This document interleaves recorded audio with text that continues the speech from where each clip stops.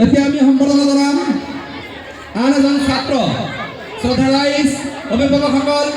আপোনালোকে নিশ্চয় লক্ষ্য কৰিছে যে আমাৰ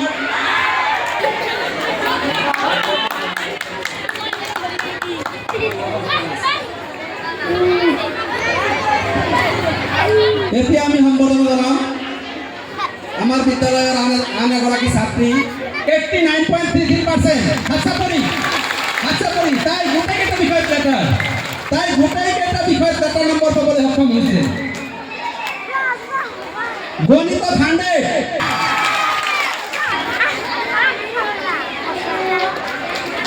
এতিয়া আমি সম্বৰ্ধনা জনাম আন এগৰাকী ছাত্ৰী নাজিয়া আহমেদ। তাইৰ পিতৃ আমাৰ বিদ্যালয়ৰ ভাইচ প্ৰিন্সিপাল নজরুল ইসলাম সাহাবর হুকন্যা নাজিয়া আহমেদ। তাইও আমার বিদ্যালয় হাতছা পরি গোটেইকেইটা বিষয়ত লেটাৰ।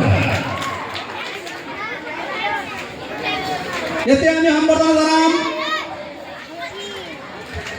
আমাৰ বিদ্যালয়ৰ আৰু ৰাকিবুল ইছলামে গণিতত 100ৰ ভিতৰত 100 নম্বৰ পাবলৈ সক্ষম হৈছে। তাৰ কাৰণে হাতছা পৰি। গতিকে মৰমৰ ছাত্ৰ ছাত্ৰীসকল, তোমালোকে আৰ্থিক দুৰৱস্থাৰ কাৰণে কেতিয়াও পিছ হুহকি নাহিবা। তোমালোকৰ যদি সদনত আমি ৰেহানাই 95% হাতছা পৰি দিয়া। হাতছা পৰি গণিতত 100ৰ ভিতৰত 100 বাদ বাকী গোটেইখিনি লেটাৰ নম্বৰ পাবলৈ সক্ষম হৈছে। আৰু এই চাগতে আমি উল্টাই দিয়ক। এতিয়া আগবাঢ়ি আহিব লাগে নাজিয়া ৰুখছাত খানামৰ পিতৃ মাননীয় রফিকুল ইসলাম খান স্যার। আপুনি আগবাঢ়ি আহক। আমাৰ গাৰ্জেনসকল আগবাঢ়ি আহিব লাগে। ৰেহানাৰ পিতৃ সোণৰ সজাত ৰাখিলো মৰমেৰে ফালিলো পক্ষীটি উৰি যাব বুলিও ভবা নাছিলো। পক্ষী হয়েও মানিল